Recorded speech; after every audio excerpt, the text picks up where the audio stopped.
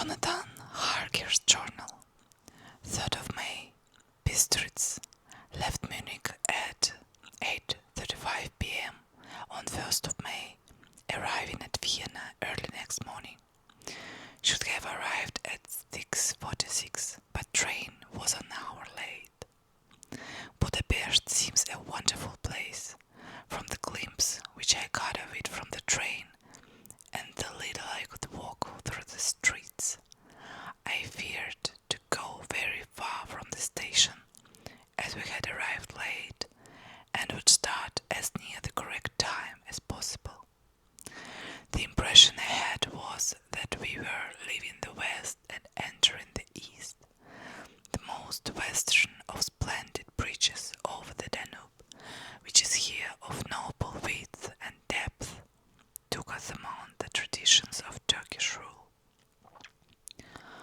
We left in pretty good time and came after nightfall to Klausenberg. Here I stopped for the night at the Hotel Royal. I had for dinner, or rather supper, a chicken done up some way with red pepper, which was very good but thirsty. Ma'am, get recipe for Mina. I asked the waiter, and he said it was called paprika held, and that as it was a national dish, I should be able to get it anywhere along the Carpathians. I found my smattering of German very useful here, indeed. I don't know how I should be able to get on without it. Having had some time at my disposal when in London, I had visited the British Museum and made search among the books and maps in the library regarding Transylvania. It had struck me that some foreknowledge of the country could hardly fail to have some importance in dealing with the noblemen of that country. I find that the district he named is in the extreme east of the country, just on the borders of 3 states, Transylvania, Moldavia and Bukovina, in the midst of the Carpathian Mountains, one of the wildest and least known portions of Europe. I was not able to light on any map or work giving the exact locality of the castle Dracula, as there are no maps on this country as yet to compare with our own Odense survey maps, but I found that Bistritz, the post town named by Count Dracula, is a fairly well-known place. I shall enter here some of my notes, as they may refresh my memory when I talk over my travels with Mina. In the population of Transylvania there are 4 distinct nationalities: Saxons in the south, and mixed with them the Wallachs, who are the descendants of the Dacians, Magyars in the west, and the Tranquilis in the east and north. I am going among the latter, who claim to be descended from Attila and the Huns. This may be so, but when the Magyars conquered the country in the 11th century, they found the Huns settled on it. I read that every known superstition in the world is gathered into the horseshoe of the Carpathians, as if it were the center of some sort of imaginative whirlpool. If so, my stay may be very interesting. Ma'am, I must ask the Count all about them. I did not sleep well, though my bed was comfortable enough, for I had all sorts of queer dreams. There was a dog howling all night under my window, which may have had something to do with it, or it may have been the paprika, for I had to drink up all the water in my carafe, and was still thirsty. Towards morning I slept and was wakened by the continuous knocking at my door, so I guess I must have been sleeping soundly then. I had for breakfast more paprika and a sort of porridge of maize flour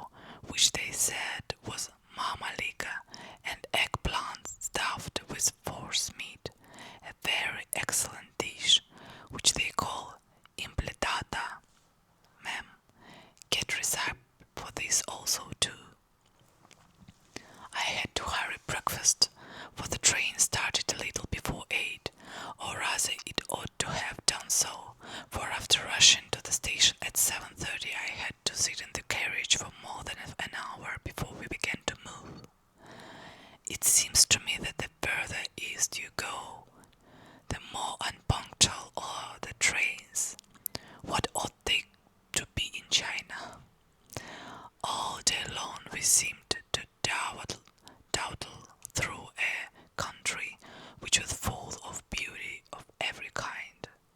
Sometimes we saw little towns or castles on the top of steep hills, such as we see in old missals. Sometimes we ran by rivers and streams, which seemed from the wide stony margin on each side of them to be subject to great floods. It takes a lot of water and running strong to sweep the outside edge of a river clear. At every station there were groups of people, sometimes crowds, and in all sorts of attire. Some of them were just like the peasants at home of those I saw coming through France and Germany with short jackets and round hats and homemade trousers, but others were very picturesque. The women looked pretty, except when you got near them, but the women looked pretty, except when you got near them, but they were very clumsy about the waist. They had all full white sleeves of some kind or other, and most of them had big belts with a lot of strips of something fluttering from them, like the dresses in the ballet, but, of course, there were petticoats under them. The strangest figures we saw were the Slovaks, who were more barbarian than the rest, with their big cowboy hats, great baggy dirty white trousers, white linen shirts and enormous heavy leather belts, nearly a foot wide, all studded over the breast nails. They wore high boots, with their trousers tucked into them, and had long black hair and heavy black moustaches. They are very picturesque, but don't look prepossessing. On the stage they would be set down at once as some old oriental band of brigands. They are, however, I am told, very harmless and rather wanting in natural self-assertion. It was on the dark side of twilight when we got to Bistritz, which is a very interesting old place, being practically on the frontier, for the Boko Pass leads from it into Bukovina. It has had a very stormy existence, and it certainly shows marks of it. 50 years ago a series of great fires took place, which made terrible havoc on 5 separate occasions. At the very beginning of the 17th century it underwent a siege of 3 weeks and lost 13,000 people, the casualties of war proper being assisted by famine and disease. Count Dracula had directed me to go to the Golden Crown Hotel, which I found, to my great delight, to be thoroughly old-fashioned, for of course I wanted to see all I could of the ways of the country. I was evidently expected, for when I got near the door I faced a cheery-looking elderly woman in the usual peasant dress, white undergarment with a long double apron front and back, of colored stuff fitting almost too tight for modesty. When I came close she bowed and said, "The Herr Englishman?" "Yes," I said, "Jonathan Harker." She smiled and gave some message to an elderly man in white shirt sleeves who had followed her to the door. He went, but immediately returned with a letter. "My friend, welcome to the Carpathians. I am anxiously expecting you. Sleep well tonight. At 3 tomorrow the diligence will start for the Bukovina. A place on it is kept for you.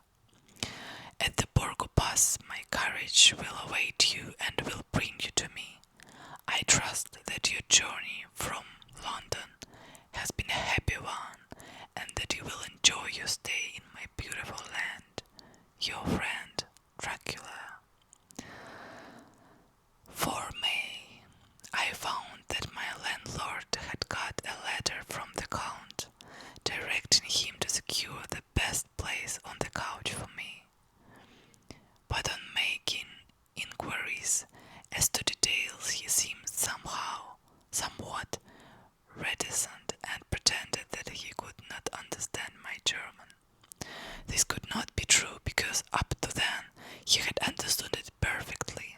At least he answered my questions exactly as if he did. He and his wife, the old lady who had received me, looked at each other in a frightened sort of way. He mumbled out that the money had been sent in a letter, and that was all he knew. When I asked him if he knew Count Dracula and could tell me anything of his castle, both he and his wife crossed themselves and saying that they knew nothing at all, simply refused to speak further. It was so near the time of starting that I had no time to ask anyone else, for it was all very mysterious and not by any means comforting. Just before I was leaving, the old lady came up to my room and said in a hysterical way, "Must you go? Oh, young hare, must you go?" She was in such an excited state that she seemed to have lost her grip of what German she knew and mixed it all up with some other language which I didn't know at all. I was just able to follow her by asking many questions. When I told her that I must go at once and that I was engaged on important business, she asked again, "Do you know what day it is?" I answered that it was the 4th of May. She shook her head as she said again, "Oh yes, I know that. I know that, but do you know what day it is?"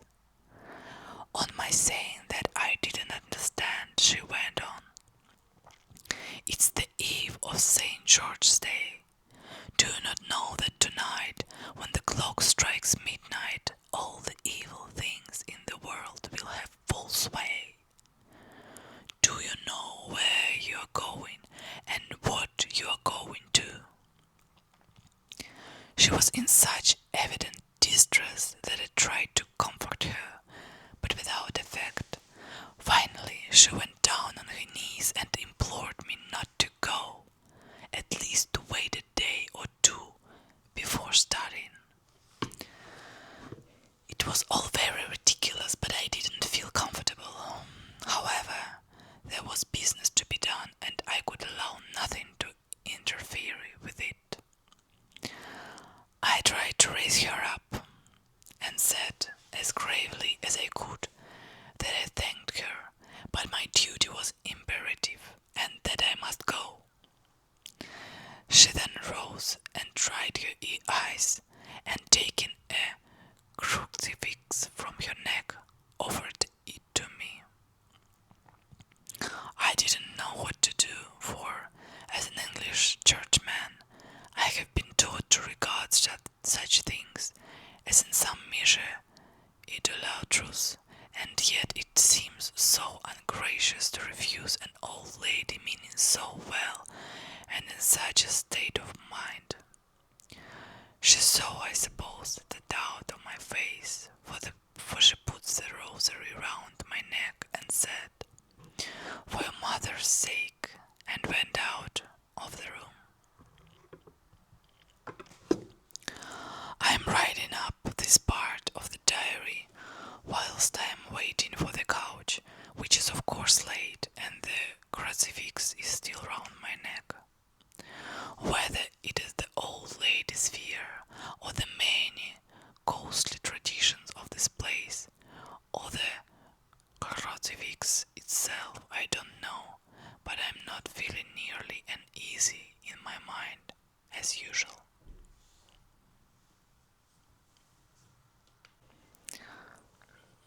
I will take my glasses on. And I think a little bit of tea is going to be well too.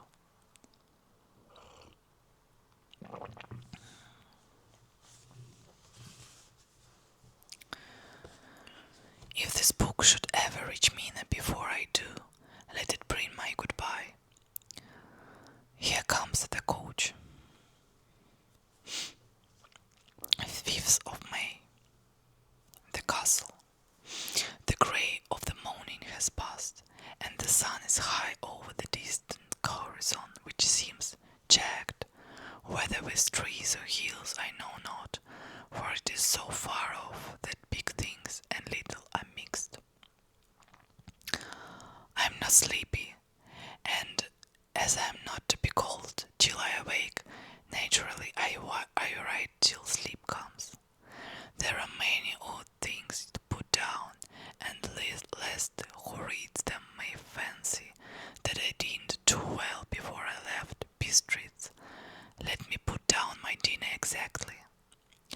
I dined off what they called robber steak, bits of bacon, onion, and beef, seasoned with red pepper and strung on sticks, and roasted over the fire in simple style of the London cat's meal. The wine was golden mediask, which produces a queer sting on the tongue, which is however not disagreeable. I had only a couple of glasses of this and nothing else. When I got on the coach, the driver had not taken his seat, and I saw him talking to the landlady. They were evidently talking of me, for every now and then they looked at me, and some of the people who were sitting on the bench outside the door came and listened and then looked at me, most of them beatingly. I could hear a lot of words, often repeated queer words, for there were many nationalities in the crowd, so I quietly got my polyglot dictionary from my bag and looked them out. I must say they were not cheering to me, for amongst them were Ordog, Satan, Bokol, Hell, Stregoica, Witch, Prolog, and Volkoslag. Both mean the same thing, one being Slovak and the other Serbian for something that is either werewolf or vampire. I must ask the Count about these superstitions.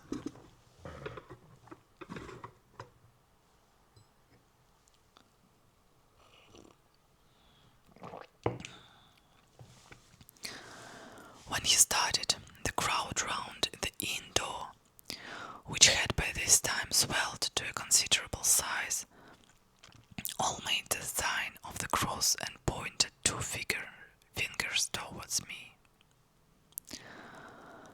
With some difficulty I got a fellow passenger to tell me what they meant.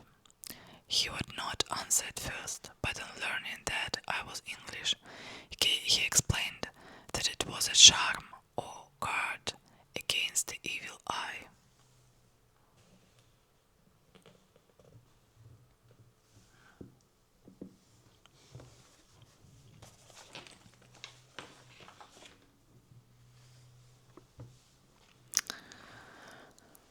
This was not very pleasant for me, just starting for an unknown place to meet an unknown man, but everyone seemed so kind-hearted and so sorrowful and so sympathetic that I could not but be touched. I shall never forget the last glimpse which I had of the inn yard and its crowd of picturesque figures, all crossing themselves as they stood round the wide archway with its background of rich foliage of oleander and orange trees in green tubs clustered in the center of the yard. The now driver, whose white linen drawers covered the whole front of the box seat, Katza they called them, cracked his big whip over his 4 small horses, which ran abreast, and we set off on our journey. I soon lost sight and recollection of ghostly fears in the beauty of the scene as we drove along, although had I known the language, or rather languages, which my fellow passengers were speaking, I might not have been able to throw them off so easily. Before us lay a green sloping land full of forest and woods, with here and there steep hills, crowned with clumps of trees, or with farmhouses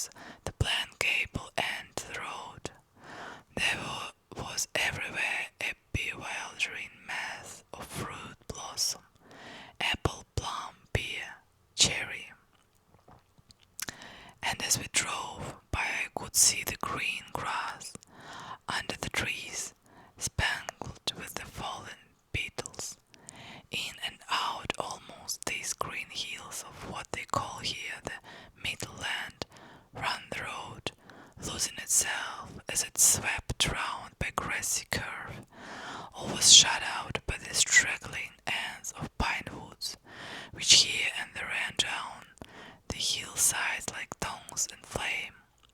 The road was rugged, but still we seemed to fly over it with a feverish hust. I couldn't understand then what the hust meant, but the driver was evidently bent on losing no time in reaching Borgobron. I was told that this road is in summertime excellent, but that it had not yet been put in order after the winter's snows. In this respect it is different from the general run of roads in the Carpathians, for it is an old tradition that they are not to be kept in too good order. Of old the hospodars would not repair them, lest the Turk should think that they were preparing to bring in foreign troops, and so hasten the war, which was always really a loading point. Beyond the green, swelling hills of the Middle Land rose mighty slopes of forest up to the lofty steeps of the Carpathians themselves. Right and left of us they towered, with the afternoon sun falling full upon them and bringing out all the glorious colors of this beautiful range, deep blue and purple in the shadows of the peaks, green and brown, where grass and rock mingled, and the endless perspective of jagged rock and pointed crags, till these were themselves lost in the distance, where the snowy peaks rose grandly. Here and there seemed mighty rifts in the mountains, through which, as the sun began to sink, we saw now and again the white gleam of falling water. One of my companions touched my arm as he swept round the base of a hill and opened up the lofty, snow-covered peak of a mountain which seemed, as we wound on our serpentine way, to be right before us. "Look, Eastern Jack," God said, and he crossed himself reverently. As we wound on our endless way, and the sun sank lower and lower behind us, the shadows of the evening began to creep round us. This was emphasized by the fact that the snowy mountain tops still held the sunset, and seemed to glow out with a delicate cool pink. Here and there were passed Czechs and Slovaks, all in picturesque attire, but I noticed that culture was painfully prevalent. By the roadside were many crosses, and as we swept by, my companions all crossed themselves.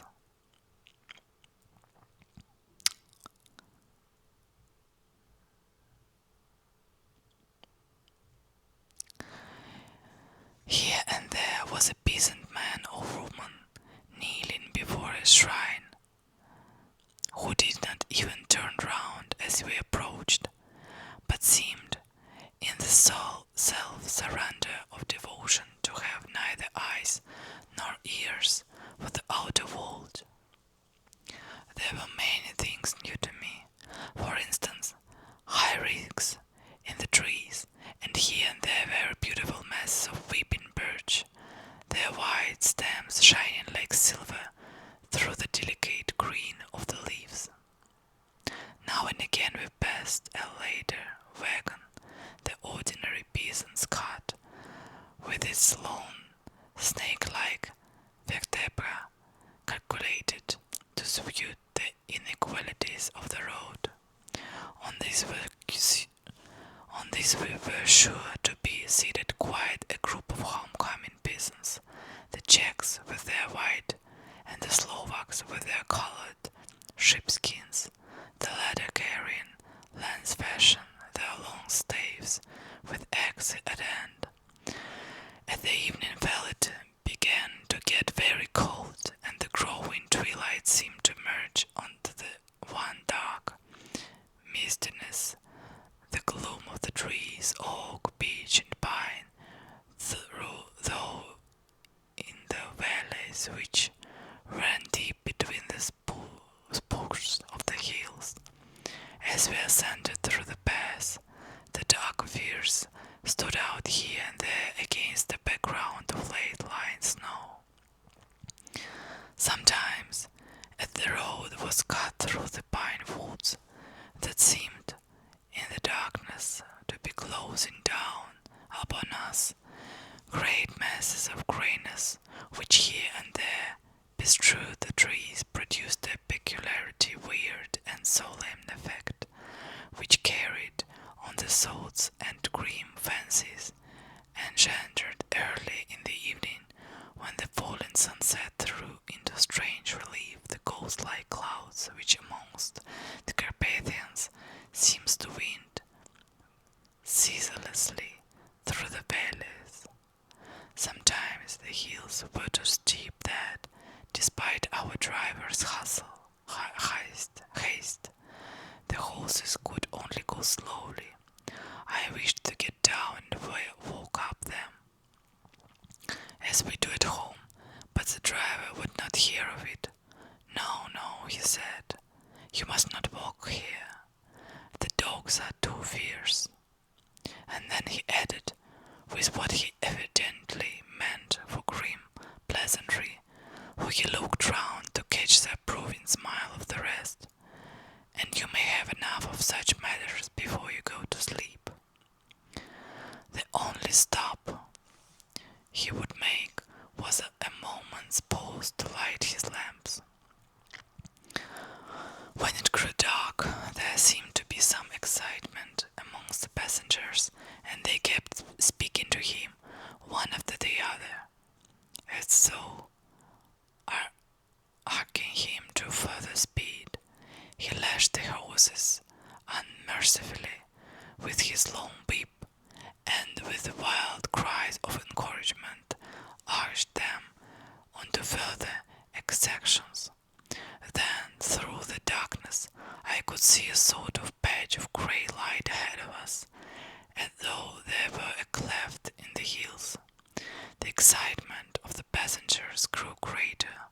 The crazy coach rocked on its grey leather springs and strayed like a boat tossed on a stormy sea. I had to hold on. The road grew more level, and we appeared to fly alone. Then the mountains seemed to come near to us on each side and to frown down upon us. We were entering on the Borgo Pass. One by one, several of the passengers offered me gifts, which they pressed upon me with an earnestness which would take no denial. This was certainly of an odd and varied kind, but each was given in simple good faith, with a kindly word and a blessing, and that same strange mixture of fear-meaning movements which I had seen outside the hotel at Bistritz, the sign of the cross and the guard against the evil eye. Then, as we flew along, the driver leaned forward, and on each side the passengers, craning over the edge of the coach, peered eagerly into the darkness. It was evident that something very exciting was either happening or expected, but though I asked each passenger, no one would give me the slightest explanation. This state of excitement kept on for some little time, and at last we saw before us the pass opening out on the eastern side. There were dark, rolling clouds overhead, and in the air the heavy, oppressive sense of thunder. It seemed as though the mountain range had separated two atmospheres, and that now we had got into the thunderous one. I was now myself looking out for the conveyance which was to take me to the Count.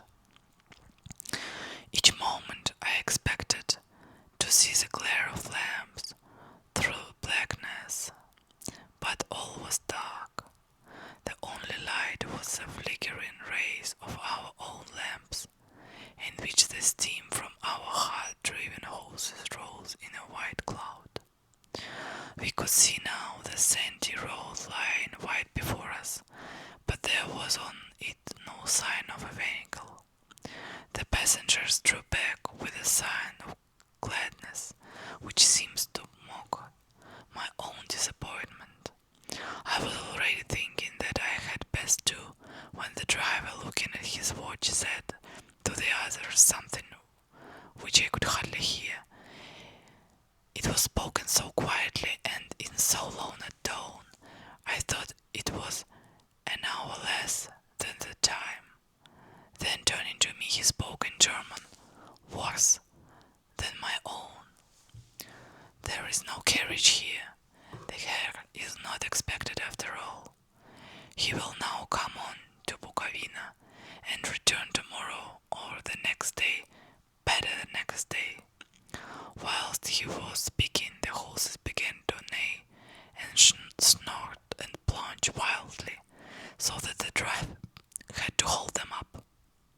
Then, amongst a chorus of screams from the peasants and a universal crossing of themselves, a calèche with 4 horses drove up behind us, overtook us, and drew up beside the coach.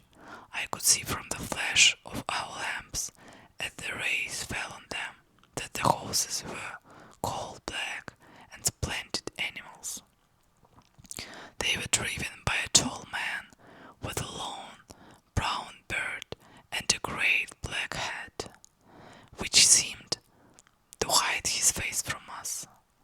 I could only see the gleam of a pair of very bright eyes, which seemed red in the lamplight as he turned to us. He said to the driver, "You are early tonight, my friend." The man stamped in reply. The English Herr was in a hurry. To which the stranger replied, "That is why I suppose you wished him to go on to Bukovina. You cannot deceive me, my friend. I know too much, and my horses are swift." As he spoke, he smiled, and the lamplight fell on a hard-looking mouth, with very red lips and sharp-looking teeth, as white as ivory. One of my companions whispered to another the line from Burger's Lenore, "Den die Toten reiten schnell, for the dead travel fast." The strange driver evidently heard the words, for he looked up with a gleaming smile. The passenger turned his face away, at the same time putting out his 2 fingers and crossing himself. "Give me the Herr's luggage," said the driver, and with exceeding alacrity my bags were handed out and put in the calèche. Then I descended from the side of the coach as the calèche was close alongside, the driver helping me with a hand which carried my arm in a grip of steel. His strength must have been prodigious. Without a word, he shook his reins, and the horses turned, and we swept into the darkness of the pass. As I looked back, I saw the steam from the horses of the coach by the light of the lamps, and projected again in the figures of my late companions crossing themselves. Then the driver cracked his whip and called to his horses, and off they swept on their way to Bukovina. As they sank into the darkness, I felt a strange chill and a lonely feeling come over me, but a cloak was thrown over my shoulders and a rug across my knees, and the driver said in excellent German, "The night is chill, mein Herr, and my master, the Count, bade me to take all care of you. There is a flask of Slivovitz, the plum brandy of your country, underneath the seat if you should require it.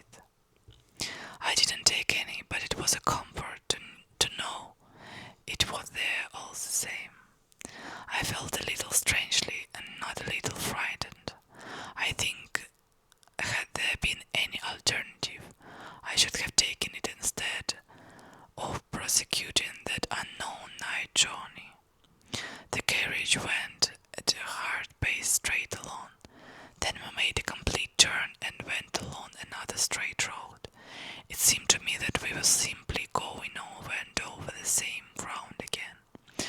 And so I took note of some salient point and found out that this was so. I would have liked to have asked the driver what this all meant, but I really feared to do so, for I thought that, placed as I was, any protest would have had no effect in case there had been an intention to delay. By and by, however, as I was curious to know how time was passing, I struck a match and by its flame looked at my watch. It was within a few minutes of midnight. This gave me a sort of shock, for I suppose the general superstition about midnight was increased by my recent experiences. I waited with a sick feeling of suspense. Then a dog began to howl somewhere in a farmhouse far down the road, a long, agonized wailing, as if from fear. The sound was taken up by another dog and then another till borne on the wind, which now sighted softly through the path. A wild howling began, which seemed to come from all over the country as far as the imagination could grasp it through the gloom of the night. At the first howl the horses began to strain and rear, but the driver spoke to them soothingly, and they quieted down, but shivered and sweated, as though after a run away from sudden fright.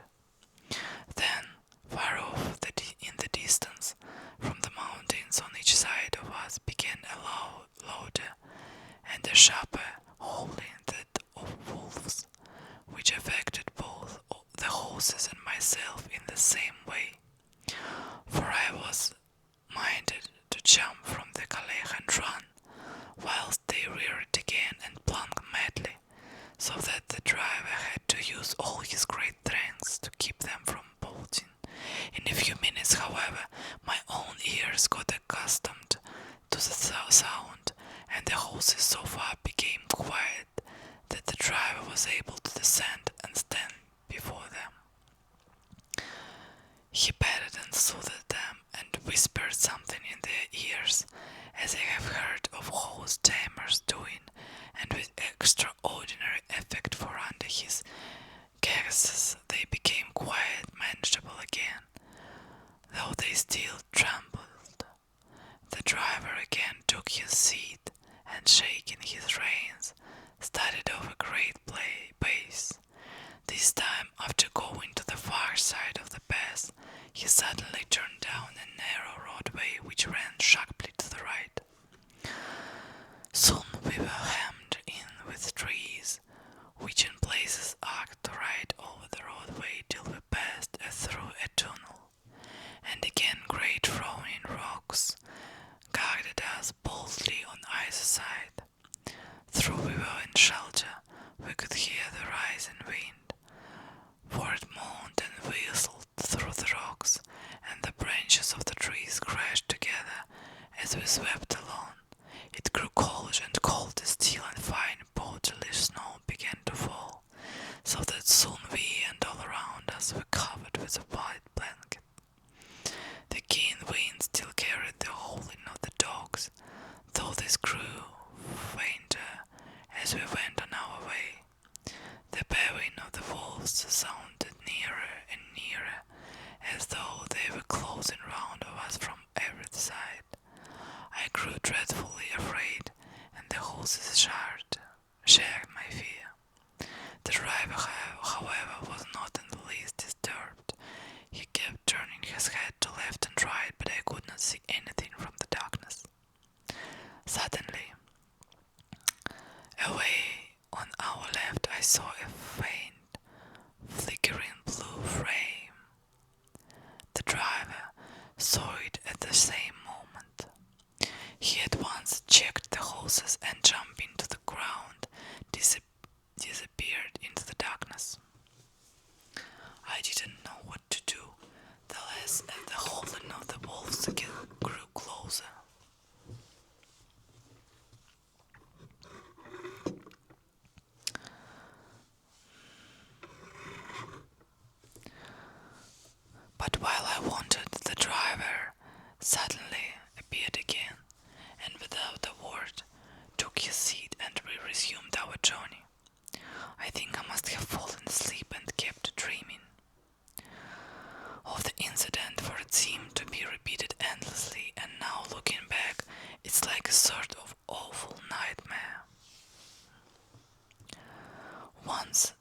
The flame appeared so near the road that even in the darkness around us I could watch the driver's motions. He went rapidly. He went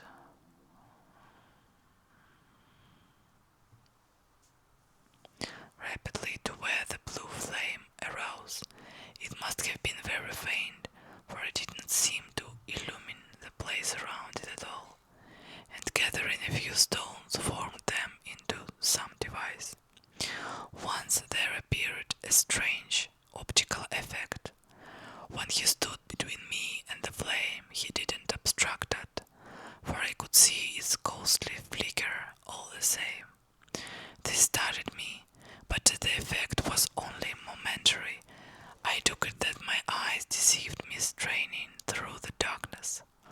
Then for a time there were no blue flames, and we sped onwards through the gloom, with the howling of the wolves around us, as though they were following in a moving circle.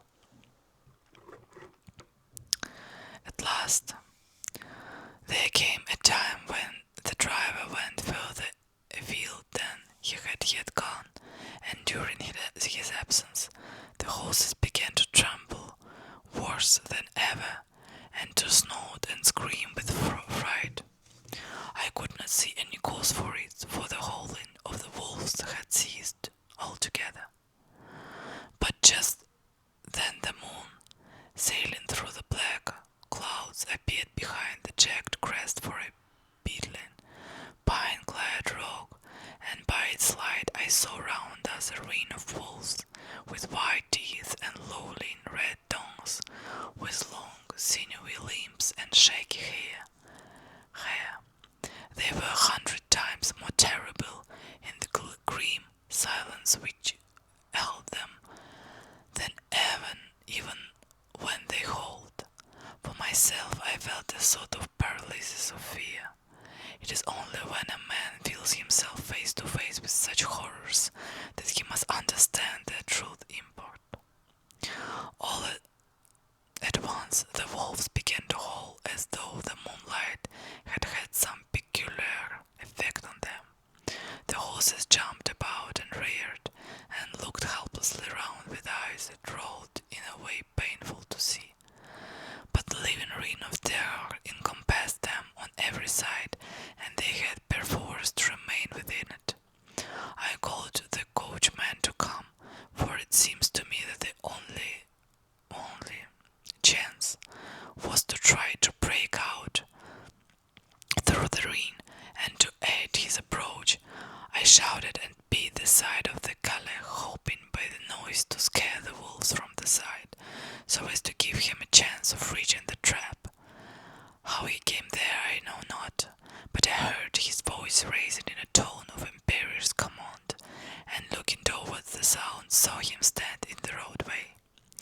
As he swept his long arms, as though brushing aside some impalpable obstacle, the wolves fell back and back further still.